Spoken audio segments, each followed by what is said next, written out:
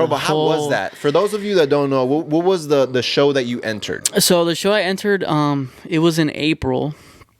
It was in Anaheim. It was called the Grand Prix. The Grand Prix. Grand so Prix. it's not like Mr. Olympia type style, but it's kind of like Mr. Olympia style, but it's smaller version. It's like the federation you can it can lead you to that, but there's like so many requirements for that, winning trophies and stuff. But yeah, I did my first show in April. The Grand Prix in Anaheim it was very, very tough for sure. One of the toughest thing I ever Tell me how. done for sure. What made it tough? What made it tough? Man. So I was working my other job at the time when I started. So I was working at Sherwin-Williams. For those of you that don't know, it's Paint Store. Paint store.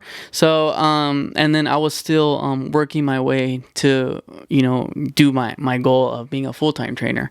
So just to give you a rundown about a day, I would have a client at like 5 a.m. So then I hadn't moved to OC yet, so I was still in Downey. So I would drive to Newport, which was Onyx, my facility that I was at in OC, which I'm still kind of there per se. But I would have a client at 5, so I'd train them at 5. And then I would work out myself from like 6 to 7. And then I would go shower. But when I was coming from Downey, I would like just kind of chill there until I had to go to work at 9.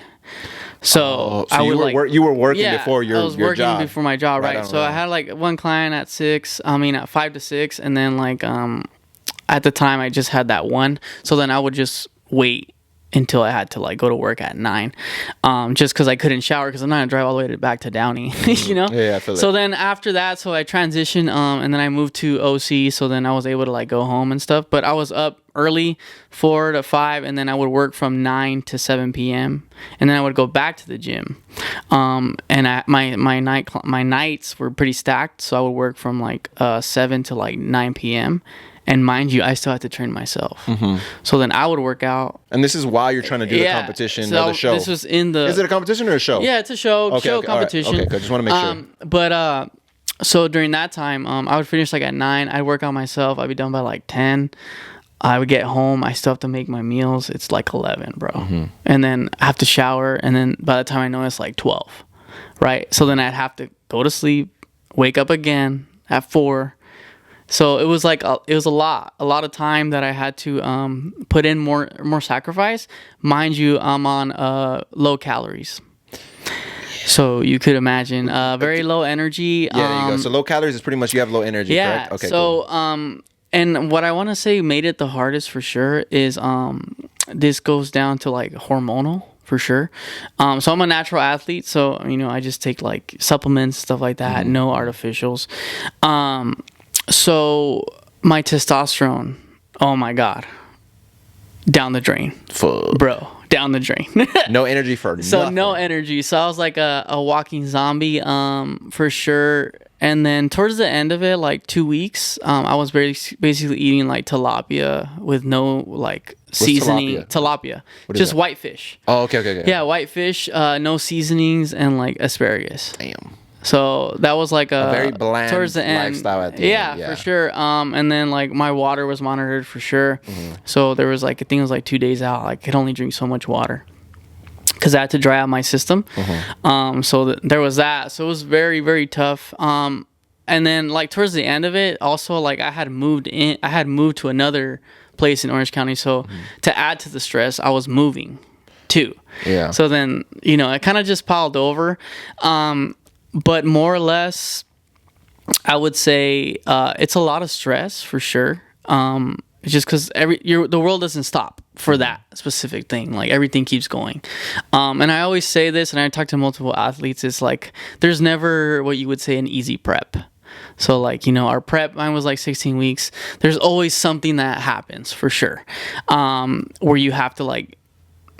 To the point where like you want to like back out of the show because like it's just too much. I'm sure that's very common. Yeah, for sure. It's very, very common. So you have to like, step up to adversity and basically beat that. But if I had to put it down is like, if anyone on here watching this episode, if you're interested in competing, I will tell you that it is a mental battle more than a physical one. If you're not mentally prepared for that, you you're probably not gonna be able to pull through. Because it just takes a toll onto you mentally, and then also like hormonally, and then I won't even get back into like female competitors, bro. Those are like they're like hard? they're Or is like that more superheroes emotion? for sure. More emotion? They're superheroes for sure. That is a lot more. So anyone who's a female athlete, I mean, I applaud you. I always talk to them. It's a lot. It's a lot, huh? For them. So hormonal imbalances, you know, it could be so many things. And they already deal with it naturally. Exactly. So yeah, you could to add imagine. to that, yeah, I feel it. So my only hormonal imbalance was testosterone was way low. down the roof. So just to give you into like Which is, I'm gonna be honest with you, which is crazy. Sorry to cut you off, but it's kind of crazy to me because you're going into a field where it's like you're building yourself up. For sure. And I would not expect that Oh, to be no, real bro. with you. So that's why it kind of threw me off a little. Yeah, so I mean, you build yourself up to it, but when you get down to like a certain level of body, I always say is like the healthier the healthier you look, actually the more unhealthier you feel. Wow. Yeah. So like if you look like super ripped, you know, abs, like it is not. Now we're talking about like competitive style. Competitive style. Yeah, like I don't want nobody out there being yeah, you're fit, bro. I feel great. Like even I though feel like it. I'm not walking around how I walked around when I was Yeah. competing, it's very hard to maintain. Right. I'm not saying it's not possible, but like it's a lot, and then you don't feel like 100% if I'm being honest. So yeah, energy levels, they suck. And just to go like in the little personal aspect, so dude, libido way the fuck down. Way the fuck down. What is libido? So For sexual those of you that libido. don't- Yeah, sexual libido. Okay, all right. So like, you Just know, wanna make like sure. when it goes up, you know. It goes up, and when Yeah, it goes down, it's down. So my shit would not go up. You're like, dude, what the fuck? Yeah, dude, it's just like, yeah, it's just soft. Did you do one of those where you're like, excuse me, I'll be right back? So it's like you don't think about that stuff. So like obviously I'm single, so like I don't have a partner, but I'm pretty sure like When you want to, Yeah. you want it to perform the way. Yeah, I feel and you're not going to. Right. Damn, bro. You'll perform, but it'll You're just suck. like, it's not. Sorry, Yeah. it's not you. It's not you. really It's me. literally Yeah, me yeah. for sure. So it'll suck, bro. The Yeah, I energy feel levels it. suck. So, and then to add to that, like obviously when you ejaculate, I mean obviously it goes down more. So like testosterone, you know, Yeah, it's like yeah, that yeah. makes us for sure. Yeah. So yeah, man, it's a lot. But I'm glad I did it. I mean, I did it more for. I would say I did it for myself for sure. But I always had like talked about doing it, and then I just finally did it.